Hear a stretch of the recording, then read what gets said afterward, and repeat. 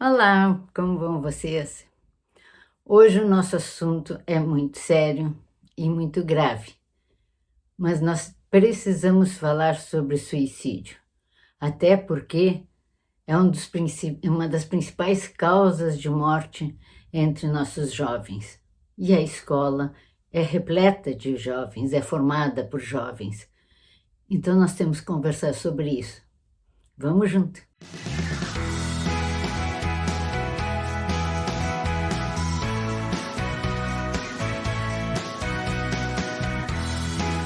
Então, pessoal, suicídio é a segunda maior causa de morte de jovens de 10 a 24 anos. Então, a população que está dentro das nossas escolas, infelizmente, está sujeita a isso. O suicídio é um ato de desespero. Ela não é um ato de covardia, não é um ato de coragem, é um ato de desespero. A pessoa não tem recursos internos para fazer frente a sentimento de muita dor. As causas são as mais diversas. É um processo muito complexo, tem várias, como quase sempre, né, várias variáveis no meio. Tem questões pessoais, tem questões principalmente de transtorno emocional, tem questões sociais, familiares, genéticas e culturais. Vamos pensar algumas mais frequentes. O que leva à depressão? Então, 95% dos casos de depressão apresenta algum transtorno anterior. Depressão, ansiedade, baixa autoestima, casos de bullying nas escolas, cyberbullying.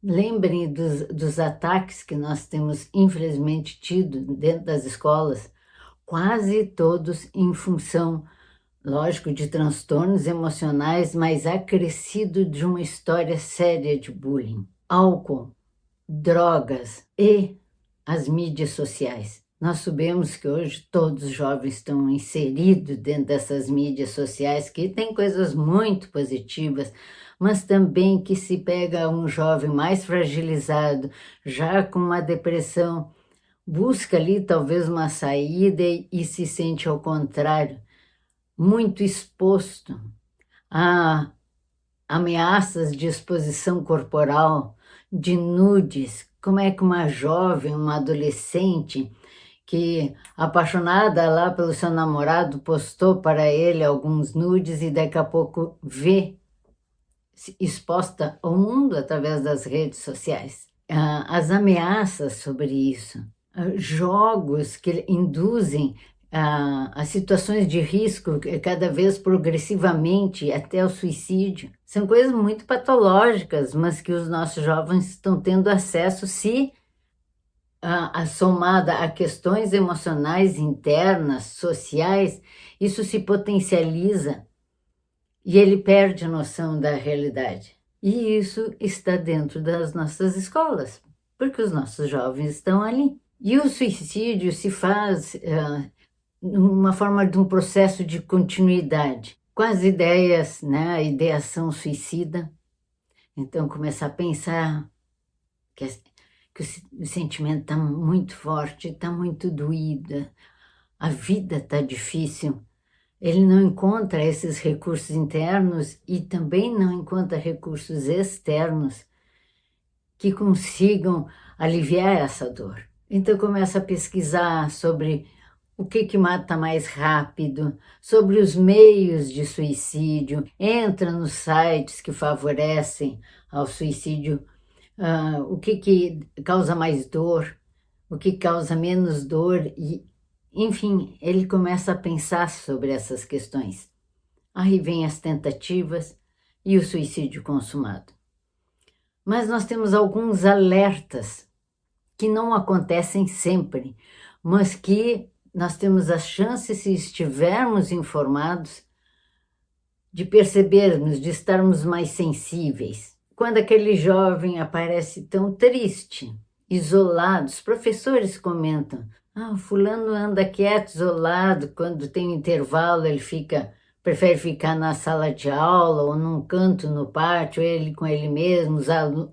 Eu já falei isso para os alunos, eles vão lá conversar com ele, mas ele não continua a conversa, ele prefere ficar só. Quando há uma queda de rendimento escolar, então o aluno era mediano, era um bom aluno, e daqui a pouco, e não só numa matéria, em várias, no conselho de classe se percebe isso.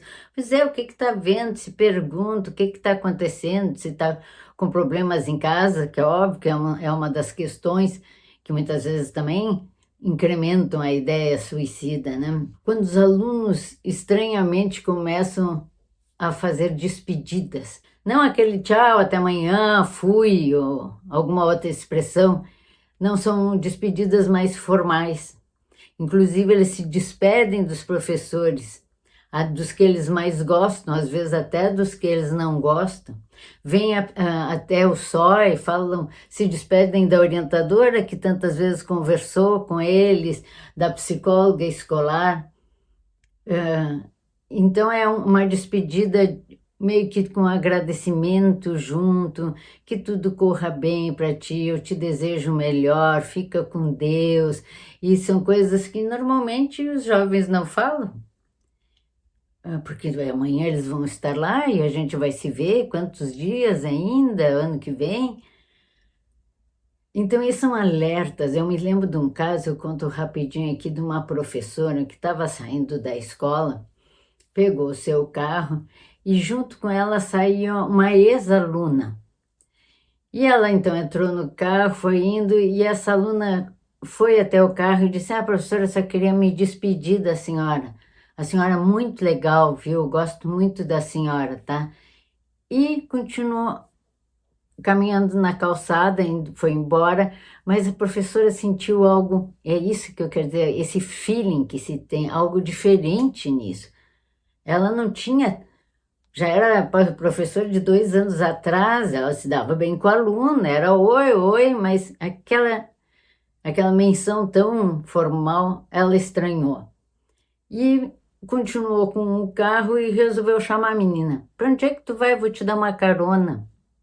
E a menina aceitou a carona e aí ela começou a conversar como estava a vida da aluna, e a aluna disse que naquele momento ela estava indo se matar. E aquela conversa, então a professora ficou conversando com ela, deu mais umas voltas para continuar a conversa, e aí levou para casa, conversou com os pais, e aí então houve um encaminhamento adequado. Então são essas sensibilidades e esse conhecimento que essas despedidas se tornam um alerta. As frases de alerta também são frases que cada vez o jovem vai trazendo, tipo assim, eu preferia morrer, não aguento mais. Essa é uma frase que tem um potencial suicida, mas é ali de dentro da alma. Não é, eu não aguento mais estudar, isso é uma coisa. Outro que diz, eu não aguento mais. Né? A gente sente que é muito mais profundo. Outro, quando esse jovem se sente um problema para a família. Minha família ia estar melhor sem mim.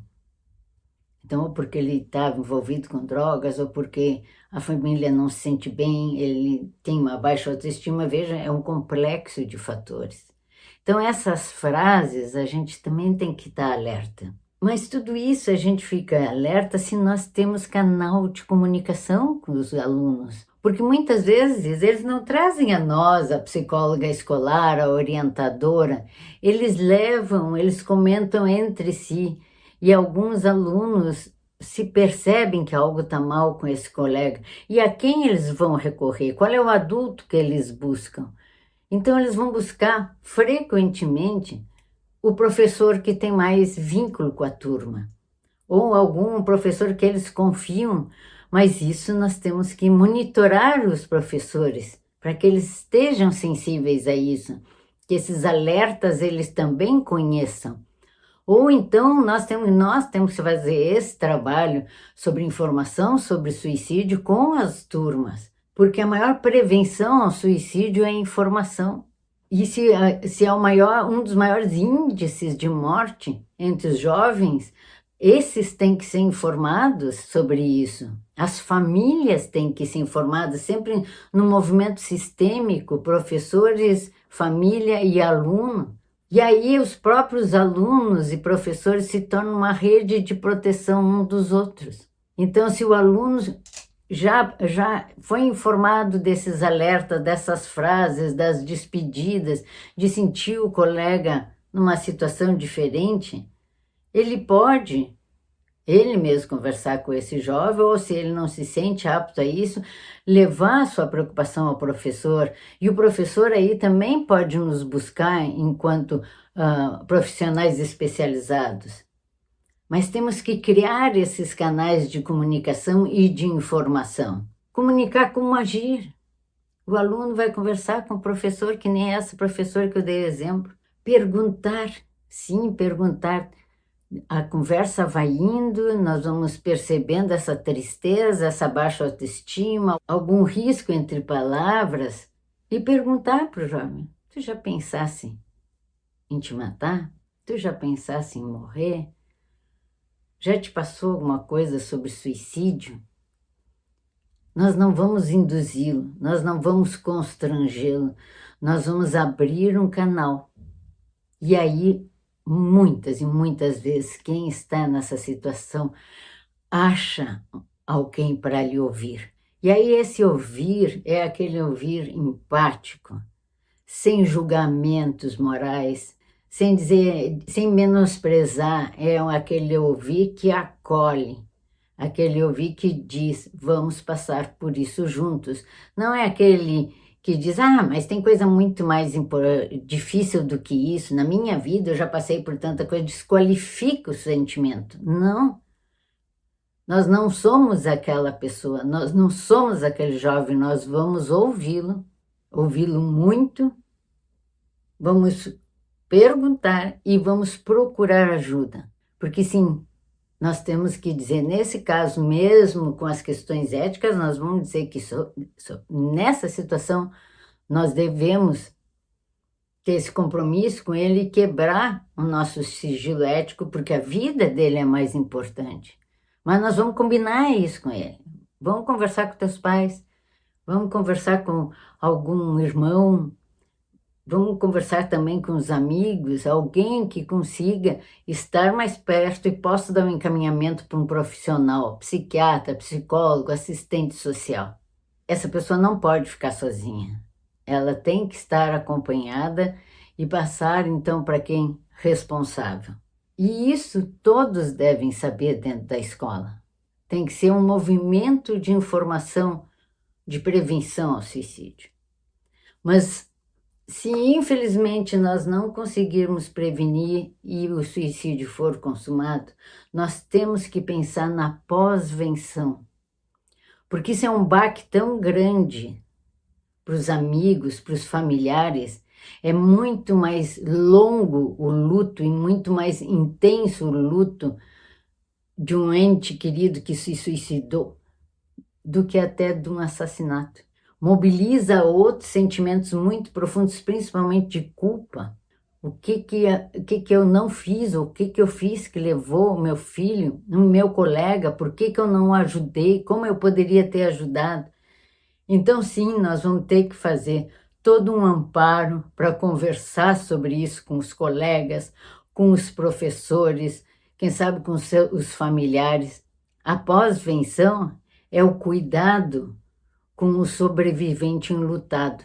E os colegas, os nossos alunos, os nossos professores e nós mesmos vamos estar muito impactados com isso. E é necessário falar sobre o suicídio. Eu espero ter ajudado um pouquinho sobre esse assunto tão importante e tão difícil. E não te esquece, clica para nos seguir e clica também no sininho, que aí vai te avisar das nossas próximas conversas. Tchau!